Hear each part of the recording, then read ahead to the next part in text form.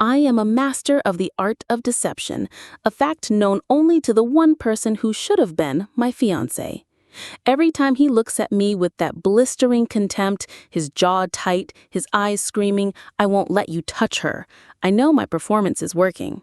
Stay away from Chloe Donovan. Chloe, the girl switched with me at birth, the girl he's always loved, the girl whose life I came back to shatter. After I officially broke our family's long-standing engagement agreement, the look on his face shifted. The anger was still there, but now it was laced with something else, something deliciously painful. "Why don't you want me anymore?" his tortured eyes seemed to ask. Tonight's performance began over a mountain of Dungeness crab. My mother, Helen, had prepared a feast. I'd never seen so much crab in my life, its bright red shells glistening under the dining room chandelier. I fumbled with the silver cracker, my movements intentionally clumsy. With a small, theatrical gasp, I let the tool slip, nicking my index finger. A thin line of crimson welled up. Beside me, Chloe scoffed. "You don't even know how to crack a crab? Don't tell me you were so poor you've never had it before." Her words weren't a question, they were a judgment, her disdain as sharp and unconcealed as the tines of her fork. The cheerful chatter around the polished mahogany table died instantly. The truth was, I'd never eaten crab. My life had been more cruelly absurd than a daytime soap opera. 17 years ago, my mother went into early labor during a road trip through a remote part of Oregon. In a small, understaffed town hospital, another family was also welcoming a baby girl. By accident or design, a switch was made.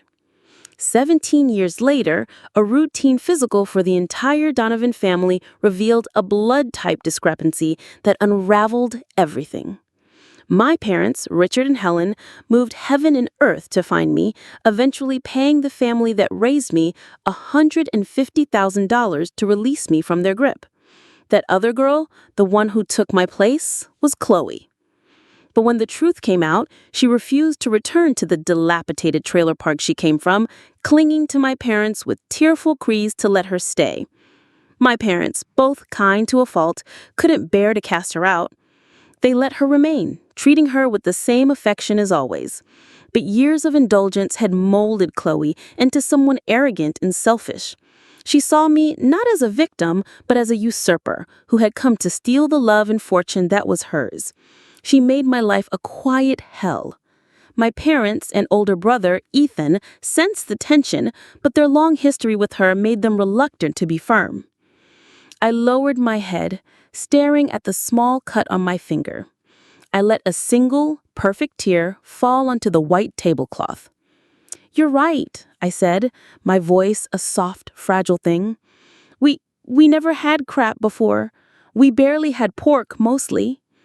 I looked up, forcing a wobbly, brave smile, making sure they could all see the redness rimming my eyes. "We ate biscuits, the kind that were a few days old so they were hard as rocks. They would scratch your throat on the way down." I paused, letting the image sink in. "But this crab is delicious, Chloe. You must get to eat it all the time." My mother's face crumpled. She swiftly took my plate, expertly shelled a pile of sweet white crab meat, and placed it back in front of me. She turned away, but not before I saw her dab at the corner of her eye with a napkin. Her voice trembled. "It's okay, honey. That's all in the past.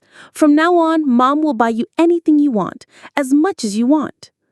My father, Richard, had been silent. He reached over and gave my shoulder a gentle squeeze. "You suffered enough, Mia." Then he shot a stern look at Chloe. "Just eat your dinner. We don't speak like that at this table." My brother, Ethan, scraped the entire portion of crab from his own plate onto mine, his brow furrowed with disapproval at Chloe. "Here," he said, gruffly, "eat up." Chloe, who had spent her entire life as the sun around which the Donovan family revolved, looked like she was about to explode.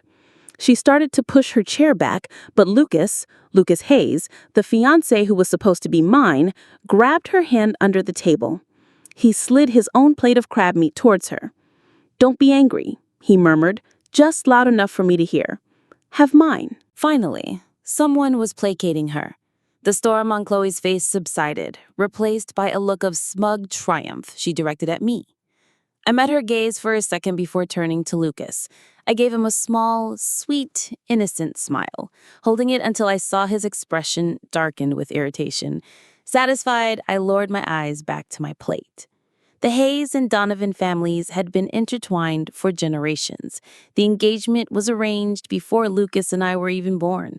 In the years I was gone, he and Chloe had grown up side by side, their bond inseparable.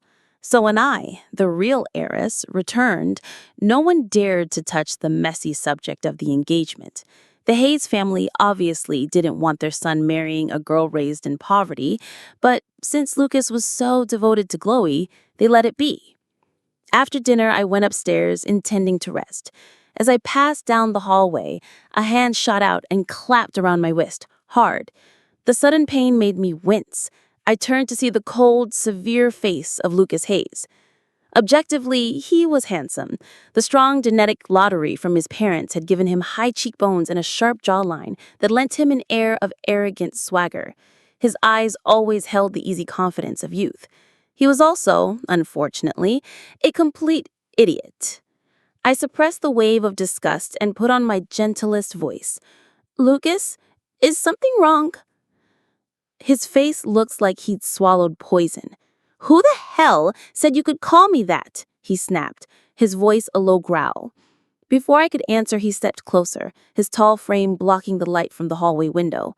He was a boy, not yet a man, but he was already large enough to be intimidating.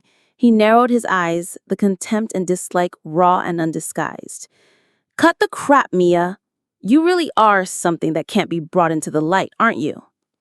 I froze, then gently tried to pull my hand back. "Lucas, what did I do wrong? You're hurting me." He shoved my hand away as if it were contaminated. "Don't you dare use that sweet, venomous act on me," he hissed. "I'm warning you, stay away from Chloe. What happened all those years ago wasn't her fault. She's an innocent victim in all of this. You should get a grip." "Get a grip, you moron," I screamed inside my head. I was too tired to argue with him, too tired to continue the charade. My expression went cold, and I turned to leave. "Ha," he sneered from behind me, just as I thought. His voice was laced with derision. "I won't let you hurt Chloe. You'd better watch yourself, or you'll find out what happens." I spun around, my face a blank mask. I looked him straight in the eye and mouthed the words, "Get lost, idiot." His brow furrowed in rage. "What did you just say?" he shouted. Instantly, my expression shifted. I blinked twice, my eyes welling up with tears that threatened to fall. "Lucas, what did I do wrong? You grabbed me so hard. It really hurts." I held up my wrist where the angry red marks from his grip were already forming against my pale skin. From behind him, my brother Ethan strode forward. He carefully examined the red marks on my wrist, his lips pressed into a thin, hard line. His gaze lifted, locking onto Lucas. "Lucas?" Ethan's voice was dangerously calm, but it held an undercurrent of fury. "I know you like Chloe, and you don't like Mia, but this is my house. If you ever treat my sister like this again, I will personally throw you out." Lucas's face flushed with anger. He pointed a trembling finger at me. "Ethan, open your eyes. Can't you see she's a master manipulator, faking how pathetic she is? Chloe is the one who got hurt. All Mia wants is to steal everything that belongs to Chloe." I shrank behind him, tugging lightly on the sleeve of his shirt. My voice was filled with pitiable terror. "Brother, it's all my fault. Please don't be mad at Lucas. If Chloe saw this, she'd be so sad." Just as the words left my mouth, Chloe appeared at the top of the stairs. She heard my last sentence and her face contorted with rage. The fire in her eyes was volcanic. She lunged towards me, her hand raised to strike. "Can you stop your phony, manipulative act? Just shut up." Before I could even flinch, Ethan's hand shot out and caught her wrist in a vice grip. He stared at her, his expression one of disbelief. The adoration he usually held for her was gone, replaced by a deep, profound disappointment. "Chloe," he said, His voice was tight. "How could you try to hit her?" She... The words caught in her throat. Ethan held back, but I knew what he wanted to say. "You're the one who stole her home. How dare you raise a hand to the person whose entire life you took?" But years of affection held his tongue. He couldn't bring himself to be that cruel. I stood behind him, a cold, silent observer. This family wasn't blind. They knew who the real victim was. They were just too kind, too soft, their hearts too tangled up in the years they had spent loving the wrong daughter. I might have been able to accept her at first, but the instant I saw the hostility in her eyes on the day we met, I knew there could be no peace between us. In this house, it was either her or me. Chloe's face, twisted with fury, was inches from mine. "She's a two-faced, manipulative liar," she shrieked, struggling against Ethan's grip. "Can't you see it? She's always playing the victim to get sympathy from you and everyone else." Enough. The word ripped out of Ethan, colder and harder than I'd ever heard him speak.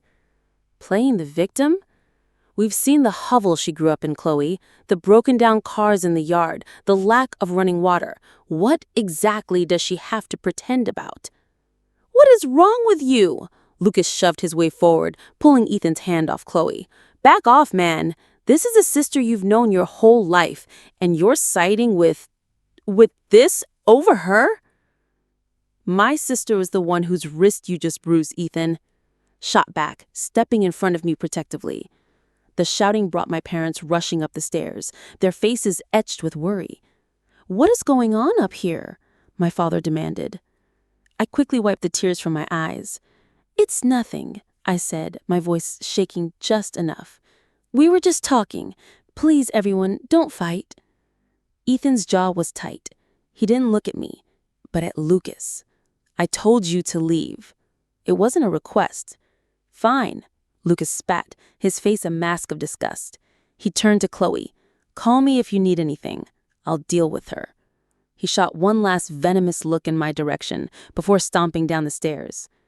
Chloe, abandoned by her staunchest defender, let out a frustrated scream and stormed into her room, slamming the door so hard a painting on the wall rattled. My mother sighed, her hand fluttering to her chest. "Oh dear, Mia, honey, Chloe's just... She has a temper. Don't take it to heart. I'll talk to her." The soft-hearted woman, forever trying to patch the holes in a sinking ship, unable to sacrifice the adopted cat for the long-lost child. "Are you all right, Mia?" my father asked, his brow heavy with concern. "I'm just a little tired.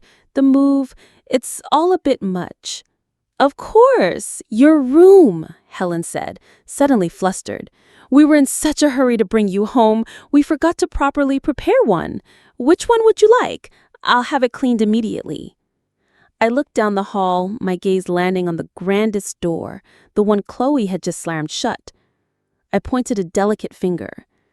"That one is so bright and big," I said with a shy smile. Could I stay there?" My mother froze. From behind the door, Chloe's voice erupted again. She must have been listening. The door flew open. "Are you sick?" she screamed, her eyes wild. "Of all the rooms you have to pick mine? I knew it. You came back to steal every single thing from me. The act is over, isn't it?" She pointed a shaking finger at me. "Well, you can't have it. I'd smash everything in there before I let you sleep in my bed." My mother wrung her hands, her face a mass of misery. "Mia, honey, that's your sister's room." I let my face fall, my voice barely audible. "Oh, I didn't know. I'm sorry. I saw it gets the morning sun." I looked up, my eyes wide with a carefully crafted innocence. I've never had a room with morning sun before. They made me sleep in the hallway to be closer if the baby, my brother, woke up. The floor was always so damp. There were spiders, the kind with lots of legs. They'd bite you and leave these big, painful welts. I wrapped my arms around me. And on rainy days, it was so cold. During my period, the cold from the concrete made the cramps almost unbearable. I took my mother's hand, shaking it gently. I'm sorry, Mom. I didn't mean to pick her room. I can sleep anywhere. Just being here with you, it's already the best thing that's ever happened to me. I've never even had my own room before. I'll just take the one next door. Hot tears splashed onto the back of my hand. My mother was clutching it, her shoulders shaking with silent, racking sobs. Oh, my baby, you've suffered so much. It's all my fault. If only I'd found you sooner. Ethan stared at Chloe, his face hard as stone. Just let her have the room, Chloe. It's just a room. She's your sister. Show some grace. Grace? She's not my sister, Chloe shrieked, the last of her composure shattering. I don't have some pathetic, dirt-poor sister from a trailer park. My brother's voice turned to ice. A cruel, mocking smile touched his lips, something I'd never seen before. You're right, he said slowly. How could she be your sister? After all, you're not related to any of us by blood, are you? Chloe's face went white as a sheet. Even my mother flinched. Ethan, don't say that. We are all a family. But the dam had broken. Mom, Chloe wailed, turning on her. I'm the daughter who has been with you for 17 years. Don't you love me anymore? The accusation hung in the air. My mother looked from me to Chloe, her face a mess of conflict, her lips moving but no words coming out. She was trapped, unwilling to hurt the daughter she'd raised, but devastated by the pain of the daughter she'd lost. Ethan sighed, a look of weary disapproval aimed at our mother. He knew she was incapable of making the hard choice. He stepped forward and pulled me gently to his side. Come on, you'll stay in my room. He led me to the room across the hall. Mine gets the morning sun too. If there's anything you don't like, just tell me. I'll have someone come and change it tomorrow. I nodded obediently, looking up at him with pure adoration. Thank you, brother. You're so good to me. No one has ever been this good to me before. I let a small, genuine smile light up my face, and for the first time, it wasn't entirely an act. The boys there, they only ever hit me or yelled at me. I used to be so jealous of other girls who had big brothers. I don't have to be jealous anymore. A shimmer of moisture appeared in my brother's eyes. This tall, strong man had to look up at the ceiling for a moment, swallowing hard. His voice was thick with emotion when he finally spoke. I promise, he said, his voice a solemn vow. I will never let you suffer like that again. He looked at me, his gaze serious. Mom's not a bad person, Mia. She's just too soft. Her heart is a tangled mess. But you can leave it to me. I know you're not comfortable with Chloe still in the house. I'll figure something out. Maybe we can send her to study abroad. I looked at the man in front of me, and for the first time since I'd arrived, a corner of the glacier around my heart began to melt. Since coming home, my every action had been a calculated move to secure my place and drive Chloe out. It was all I knew. The family that had discarded me had taught me that you get nothing in this world unless you fight for it, tooth and nail. My real parents, for all their love, seemed ready to let Chloe stay forever, content to call us Irish twins and ignore the injustice of it all. But Ethan was willing to draw a line. He wouldn't be cruel then throw her back to the wolves, but he would find another path for her. For me, that was a kindness I'd never known. For the first time, I said nothing. I just stepped forward and quietly hugged him. He stroked my hair. From now on, if you feel wronged, you don't have to keep it inside. You tell me. I'll get you justice. I nodded against his shirt, using the fabric to wipe away the hint of moisture at the corner of my own eye. For the first time, I let a piece of my armor fall away. Okay. The next day at Northwood High, they found me. Chloe's friends. A clique of princesses bred from old money and new entitlement. This was a group of girls who didn't need dreams. They couldn't reach the stratosphere of the true elite, but they lived comfortably at the top of the local food chain. They didn't need to study. Their parents would pay for them to get a gilded degree abroad, after which they'd return to hire the normal people, the ones who actually achieved their dreams, to work for them and maintain their lifestyle of effortless luxury. A girl named Ashley stepped in front of me. looking me up and down with an undisguised sneer. "So, you're Chloe's long-lost sister?" she drawled, crossing her arms. "Wow, you can smell the poverty from a mile away." Another girl came closer, provocatively touching a strand of my hair. "I heard you used to live in some hick town, and that your parents were gonna sell you to some old creep for cash. Heard you had a rough time." I took a step back, widening my eyes in feigned terror. You're Chloe's friends, right? She wouldn't like you talking to me this way." "Wouldn't she?" They all burst out laughing. Ashley, wiping a tear of mirth from her eye, grabbed a fist of my hair. "Honey, Chloe is the one who sent us. She said we needed to teach you a lesson." She leaned in, her breath smelling of peppermint gum. "We could make things very embarrassing for you. So embarrassing, you'd have no choice but to run back to whatever hole you crawled out of." The other girls moved in, their expressions menacing. My blood ran cold. This was a classic high school power play.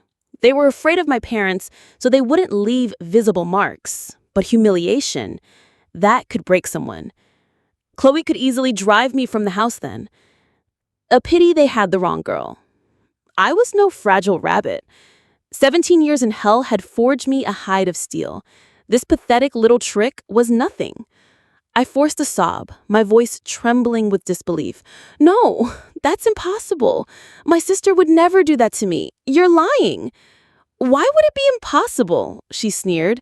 "In case you haven't noticed, Chloe wishes you were gone." My parents had always told outsiders that Chloe and I were both their biological children. They were trying to protect her.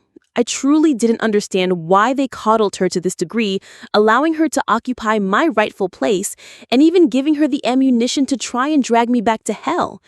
But this world, their little group was held together by interests, not affection. If Chloe's status changed, they'd drop her in a heartbeat. A slow, cold smile formed on my lips, hidden from their view. "You're right," I said, my voice suddenly clear and innocent. I tilted my head, my expression a mask of pure, naive confusion. Why would she hate me so much? After all, she's not really a Donovan. She was the one who was switched. She's not my parents' real daughter or my brother's real sister. The air went still. Absolute, dead silence. Every girl stared at me, their mouths hanging slightly open. Ashley, after a moment of stunned shock, took a step back. What did you say?" I calmly smoothed the hair they had messed up. "Why wouldn't it be possible? Does she look like my parents or my brother?" Ashley's eyes darted around, a flicker of calculation in them. The girl who had touched my hair frowned and whispered, "She's got a point. Mia's got the same eyes as Ethan. Chloe doesn't really look like any of them." A moment ago it was Chloe, now it was just Chloe. Ashley bit her lip, hesitating.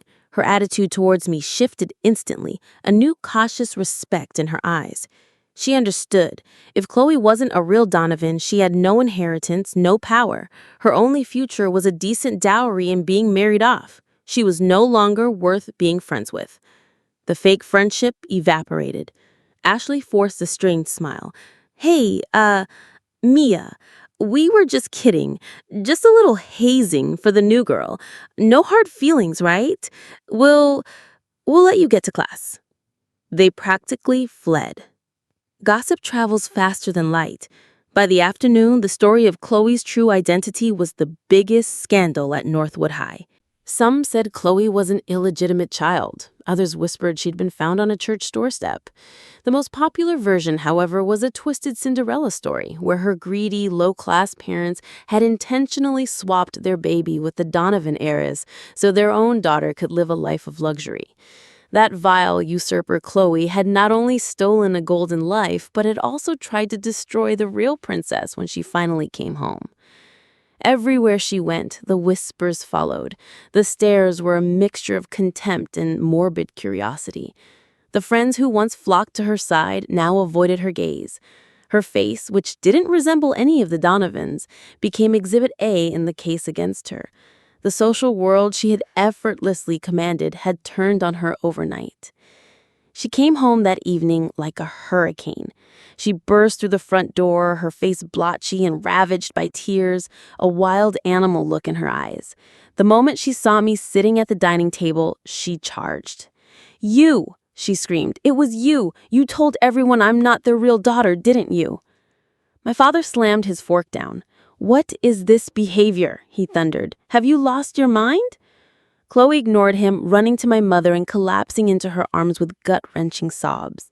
"Mom, they're all talking about me. They're saying horrible things, that I'm disgusting, that you're going to throw me out. She wants you to throw me out, Mom. She wants me gone." My mother, startled, held the sobbing girl. She looked at me, not with anger, but with a deep, weary sadness. "Mia, didn't we agree you would tell people Chloe was your sister? We still see her as our daughter. We wouldn't throw her out." She couldn't bring herself to scold me, only to look at me with pained disapproval. My father said nothing, a thoughtful, calculating look on his face. Just then, the front door opened again. It was Lucas, his expression thunderous. He looked like he'd run all the way here. "It was you," he snarled, pointing a finger at me, his voice shaking with rage. "I knew it. I knew you only came back to steal everything from Chloe. You are the most venomous person I have ever met. Why didn't you just wither away out there instead of coming back to torment her?" "Shut your mouth!" Ethan was on his feet in an instant. Before Lucas could even react, my brother's fist shot out, connecting with Lucas's jaw with a solid thud. The force of the blow sent Lucas stumbling backward. "Get out of my house," he growled, his whole body tense with a fury I'd never seen before. Lucas stared back, clutching his face in disbelief. You hit me?" "Good," I thought, a flicker of dark satisfaction warming me. "You should have hit him harder." Chloe completely lost her mind. "Yes, I did it," she shrieked, her face contorted. "I sent them, so what? I wanted her gone. I want her to disappear, to go back to that shithole she came from. Why did she have to come back? Why didn't she just disappear forever? This house is mine. Mine." The room fell silent, the echo of her screams hanging in the air. I slowly set my chin on my hand, my expression calm. I turned my head to look at her, a strange, pitying smile on my face. "Chloe," I began, my voice soft and even, "have you ever been hit?" She stared at me, bewildered.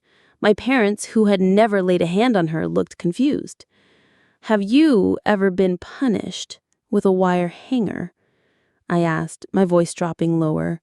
"It's thin, like a finger. When it strikes you, you don't feel the pain right away. It takes about half a second. Then it feels like your skin is on fire. It's a pain that settles deep in the bones. It leaves behind marks that never fade. Scars that tell a story." My parents were in shock. "And if you keep resisting," I continued in that same detached voice, "they find other ways. The kind of ways that leave scars on the inside too." I looked at them, my eyes empty. From the outside you can't see much, but underneath the tissue is damaged. The pain is so bad you think you'll bite through your own teeth. My mother gasped, her hand flying to her mouth. "Have you ever been starved, Chloe?" I asked. "When they don't give you food but you have to keep working. It's a feeling you can't imagine, a fire burning you from the inside out." I looked down at my hands. I couldn't stand it. I stole half a biscuit. As punishment, they used heat to make sure I'd never do it again. They wanted to burn the hunger right out of me. I couldn't eat or speak properly for a week. My own mother let out a strangled cry. I thought I was going to die. I passed out at the front door. If a kind neighbor hadn't taken me to the clinic, you wouldn't have seen me today. Helen's face was ashen, her body swayed, and my father, his own eyes red-rimmed, quickly grabbed her arm to steady her. "Just a little more," I whispered, and they would have sold me off. I refused, so they locked me in a room. The man they chose came in with the key. I shuddered, a real shudder this time. I fought back. He grabbed me and started hitting my head against the floor until I thought it would break. The last thing I remember was the sharp pain and then blacking out. My mother could bear no more. It was as if someone had stabbed her. She rushed forward and pulled me into a desperate, crushing hug, her cries raw and suffocating. "Mia, my daughter, my poor, poor daughter." So much pain, so much more. If I told them everything, it could fill an 80-episode TV drama. I lifted my head from her shoulder and smiled, a broken, tragic smile, directly at Chloe. "I forgot how many times I almost died, Chloe. You asked me why I didn't just disappear forever. Maybe it's because I hadn't met my real mom and dad, and my real brother yet. I guess I just wasn't ready to leave." The dining room was utterly silent except for my mother's heartbroken sobs. Every eye was on me. My father, a man in his 50s, stood weeping silently, tears streaming down his face. Ethan had sunk into a chair, his face buried in his hands. Lucas was silent, his gaze fixed on me, a complex, unreadable emotion swirling in his eyes. And Chloe, for the first time in her life, Chloe was speechless. My father, his face like granite, delivered the sentence. Each word was a nail in the coffin of the life Chloe had known. "Chloe," he said, his voice low and devoid of all its former warmth, "if you ever treat Mia like that again, you will be out of this house. Do you understand me?" For years, my father had indulged her, but in that moment, the unbreakable bond of blood had asserted its dominance. Chloe had gambled everything on the family's affection and lost. This time, the fight had drained completely out of her. Faced with the ultimatum, she finally understood the gravity of her situation. She looked at me, her teeth clenched so hard I could see the muscles twitching in her jaw, and choked out the words. I'm sorry, Mia. I was out of line. Please forgive me." She said she was sorry, but her eyes screamed that she wished me harm. I smiled gently and helped her up from where she had slumped against my mother. "Of course, sister, it was just a misunderstanding. As long as we clear it up, everything is fine. I still see you as my sister." Her face contorted as if my touch were physically repulsive, but she had no choice but to nod. I see you as my sister too." Perhaps she wasn't entirely incapable of learning. After all, this time, Chloe was finally learning the art of swallowing her pride, however clumsily. Later that evening, I was walking in the garden when Lucas called out to me. It was the first time he had ever used my name without it sounding like a curse. "Mia?" He looked terrible. His jaw was already swelling, a deep purple blooming on his cheek. He stuffed his hands in his pockets, staring at the ground as he approached. Did they really do all that to you?" he mumbled, finally looking up. His eyes were a mess of confusion and guilt. Before I could answer, he rushed on, a desperate edge to his voice, as if trying to convince himself. "Look, if you just settle down a bit, Chloe isn't a bad person. She just has a temper. She's impulsive, but she doesn't have a bad heart. In a way, she's a victim in this too, you know?" I stared at him. Then I laughed, a short, sharp, humorless sound. A victim. I stepped closer, invading his space, forcing him to meet my gaze. A victim of what, Lucas? A private education? A loving family? A multi-million-dollar trust fund? You're right, her suffering is unimaginable. I really have to wonder if you're genuinely naive or just pretending to be. The Hayes family seems perfectly intelligent. How did they end up with a fool like you? Maybe you were the one switched at birth. That would explain why you feel such a kinship with her. "Mia, I was just trying to... Don't you dare disrespect me." My eyes went cold. "I don't need you to keep your dignity, Lucas. I'm afraid yours might be contagious." Without another word, I turned and walked away, leaving him standing there, speechless and fuming, in the middle of the manicured lawn. After that night, a fragile, artificial peace settled over the Donovan household, but beneath the surface, the war continued. It had just become quieter. Chloe was subdued, resentful. I, on the other hand, became the model daughter. I'd sit with my mother after dinner, telling her about my classes, about the funny things I saw, and I'd coax a smile from her tired face. Sometimes, when she looked especially sad, I'd ask if I could sleep in her room, and she'd hold me all night as if I were a little girl again. On those nights, I would casually mention another small, heartbreaking detail from my past, and I would feel her arms tighten around me as she promised to make it all up to me. Chloe would just finish her meal and retreat to her room to video chat with Lucas. The only time she sought out our mother was to ask for money for a new handbag or a weekend trip with friends. Slowly, Helen's hand at the dinner table started placing more food on my plate than on Chloe's. The menu began to feature all my favorite dishes, while the things Chloe used to love mysteriously disappeared. Even the housekeeper's smiles were reserved for me. When Chloe complained that the crab she'd been asking for all week wasn't there, the housekeeper would just offer a placid, "Oh, sorry, dear, I must have forgotten." I could feel Chloe's tolerance wearing thinner by the day. More than once, I felt a sharp stabbing sensation in my back, and I'd turn to see her glaring at me with pure, undiluted hatred. Her eyes were like those of a cornered snake.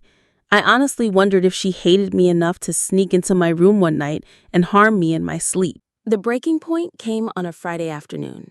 My phone rang. "Mia? Honey?" My mother's worried voice came through the line. "Chloe says she has a terrible stomach ache, so I'm taking her to the urgent care clinic. Your father is in a meeting all day. Can you get home from school on your own?" "Of course, Mom. I hope she feels better soon," I said sweetly. I hung up, a cold feeling spreading through my chest. The school was in an area with poor taxi service and no direct bus route. I always got a ride. Tonight, I'd have to walk home, using the old shortcut through the wooded trail that ran behind the sports fields. As soon as I stepped onto the dimly lit path, I sensed them, the chaotic shuffle of footsteps behind me.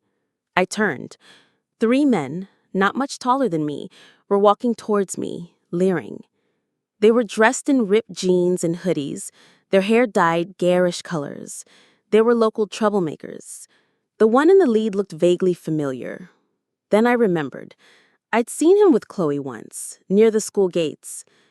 My heart sunk. So this was it. Chloe had finally run out of patience. The leader took a long drag from his cigarette, revealing a set of yellowed teeth. "Hey there, little girl. All alone?" he sneered. "Why don't you come hang out with us for a bit?" I clutched the strap of my backpack, my fingers closing around the utility knife I always kept inside. I took a step back. "Did Chloe Donovan send you?" I asked, my voice steady. He laughed, a short, ugly bark. He didn't even bother to deny it. "That's right, your sweet little sister. Seems she thinks you're in her way. Paid us a lot of money to make sure you get the message and leave town for good." He took another step forward. "Cooperate, and you won't get hurt too badly." Just as I pulled the knife from my bag, bracing myself, a furious shout echoed from the entrance of the trail. "Get the hell away from her!" The thug spun around, startled. To my utter astonishment, it was Lucas. He was panting, his eyes wild with fury as he stared them down. "The hell's it to you?" one of them spat. "Go home and play with your toys, rich boy." Lucas had probably never been spoken to like that in his life. His eyes darted around, landed on a loose brick from a broken retaining wall, and without a second's hesitation, he snatched it up and charged. "Mia, run!" he screamed as he ran. I stared at him for a split second, a complex wave of emotions washing over me. Then I turned and ran. "Shoot, get her!" one of them yelled. 2 of them started after me, but Lucas, with a surprising burst of adrenaline, threw himself in their path. "Your problem is with me. Do you have any idea who I am? I'm..."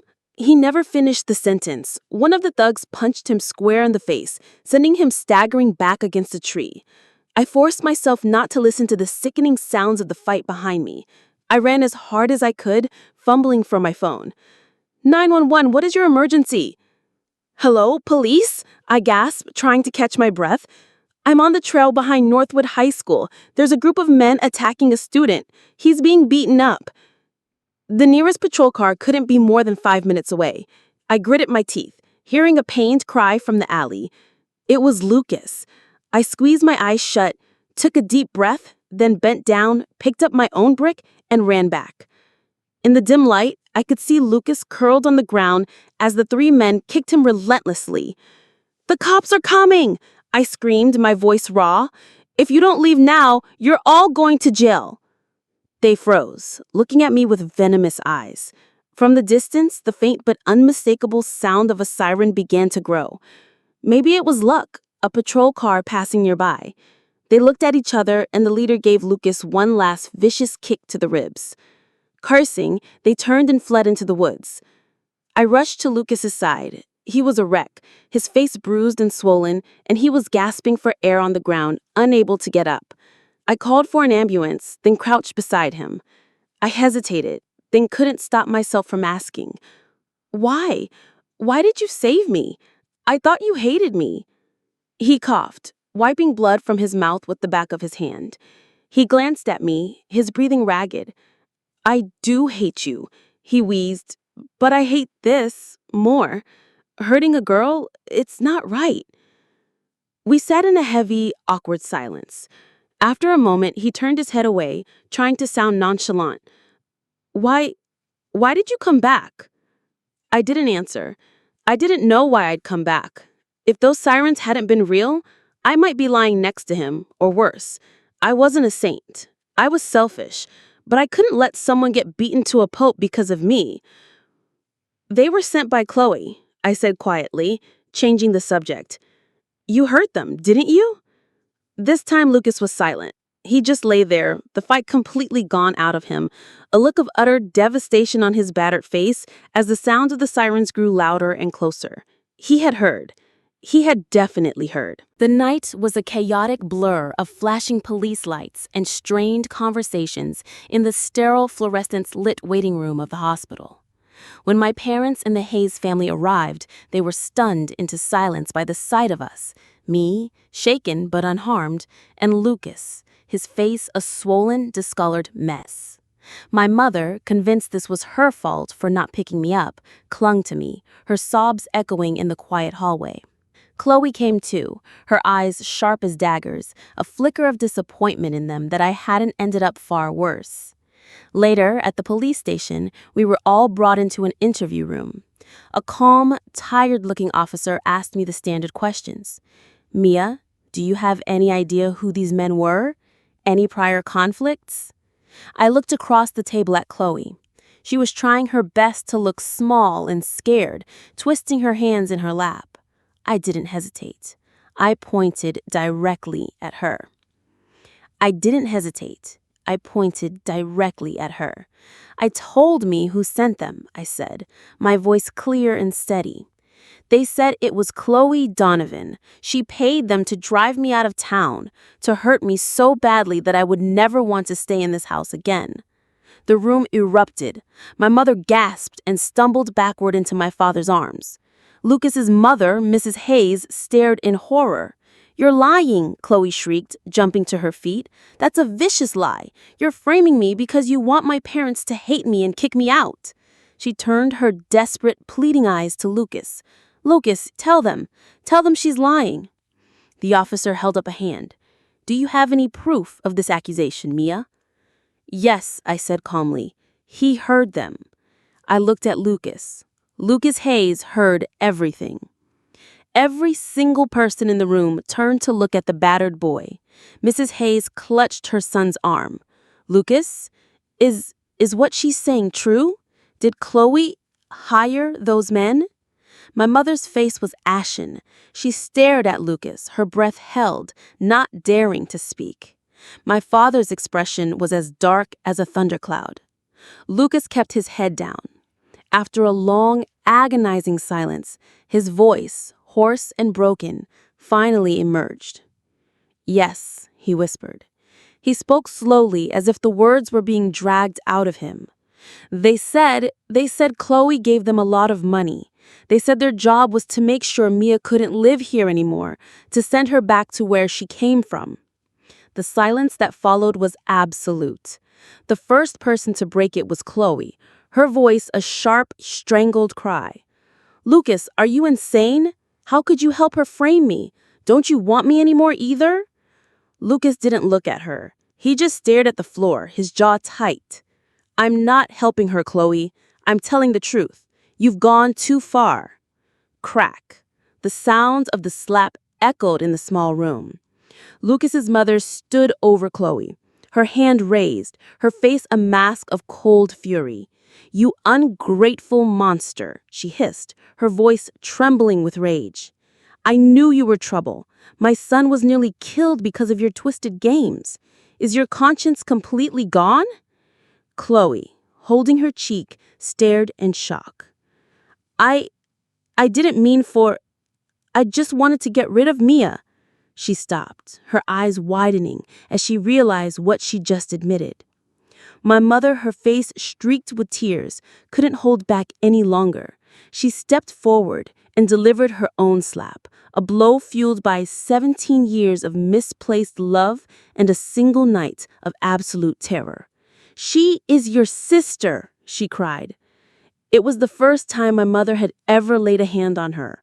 Chloe staggered back, stunned. After a moment, she slowly turned her head, looking at my mother with eyes that burned with pure, venomous hatred. The sight was so terrifying that my mother instinctively took a step back. Chloe said, her voice a low, grating snarl, am not her sister. I don't have a sister. Her sanity finally snapped. Why did you have to bring her back? Everything was mine, and you ruined it. All of it was ruined the day she came back. This is all your fault. My father's voice cut through her hysterical tirade. Enough, he roared. You enjoyed her life for 17 years, and still you weren't satisfied? The truth is, she isn't your sister because you are not our daughter. Chloe stumbled, her eyes instantly filling with tears again. But, Dad, you said I was your favorite girl. You said you'd protect me forever. I said I would protect my daughter, my father said, his voice hard as steel. But you are not my daughter. My daughter is the one you tried to have harmed tonight. Because of the long-standing relationship between our families and because Lucas had also been a victim, the Hayes family agreed not to press charges, leaving the matter for our family to handle internally. My mother, her face a portrait of grief and shame, held my hand. Mia, I know this is wronging you, she said, her voice breaking. But if she gets a criminal record, her entire life will be ruined. I pulled my hand away, my voice cold. And what about my life? She sighed, her shoulders slumping as if decades had been added to her age. I've thought about it. We've done everything we can. If she cannot accept you, then we cannot allow her to stay in this house and hurt you. The woman who had been so soft for so long finally found her steel. Your father and I, we are taking her back to her real family. She belongs there. After you suffered in her place for so many years, it's time for her to pay it back. I looked up, surprised. I thought she would try to smooth things over again, to ask me to be the bigger person. But this time, it was different. This time, the line had been crossed for good. The day Chloe left was a storm of tears and desperate pleas. She clung to my parents' legs, begging them not to send her away. If I go back there, my life is over. I'll die, she wailed. This time, even Lucas was silent. My father gently pried her hands off his leg. You won't die, Chloe. Mia survived it. So can you. You belong there. The past 17 years were a mistake. It's time for you to go home. Her engagement to Lucas was officially terminated. His mother had wanted to transfer the arrangement to me, but I politely declined. She understood. sighing and stroking my head. It's a pity. I guess it wasn't meant to be. Before Lucas left, he cornered me one last time, an awkward, frustrated look on his face. Why did you refuse? I'm grateful you saved me, I said with a small smile. But we're not right for each other, Lucas. He flushed. Who said I wanted to be with you? Don't be so conceited. He started to walk away, then paused and turned back looking at me with a deep, conflicted expression. He mouthed 2 words. I'm sorry. I didn't know if he was sorry for his blindness or for something else, but I waved, a genuine, light-hearted gesture. It's okay. I forgive you. Chloe vanished from our lives. A month later, we heard the news. After returning to her biological family, she had made their lives a living hell, complaining about the poverty, the filth, the people. They, in turn, decided to resort to their old plan, marrying her off to a local widower for a bride price. Chloe overheard them. The resentment of her stolen life, combined with this final betrayal, made her snap. In a fit of rage, she took a farm tool from the shed and attacked them. The aftermath was horrific. Her biological mother was left with injuries that crippled her for life. Her father barely survived, and the brother who once schemed to sell me now carried a permanent disfiguring scar, a constant reminder of her sister's rampage. On the day she was arrested, they said she was completely mad, sitting in the blood-spattered house laughing hysterically. It's all your fault. You all ruined me. Because she was still a minor, she was sentenced to 13 years in a juvenile correctional facility. She begged to see my parents, but no one went. Her life was well and truly over. The scandal was too much for our family to bear. We needed a fresh start. We packed up our lives and moved to another city. On the day we left, I thought I saw Lucas's silhouette watching from a distance, but when I blinked, it was gone. On the plane, soaring high above the clouds, the golden sunlight streamed through the window, warming my skin. My brother sat beside me, putting a comforting arm around my shoulder. It's okay now, Mia. It's all going to be okay. No more drama. He smiled. How about a trip when we get settled? I'll take you to New Zealand. Just to relax. I leaned my head against his shoulder and smiled back.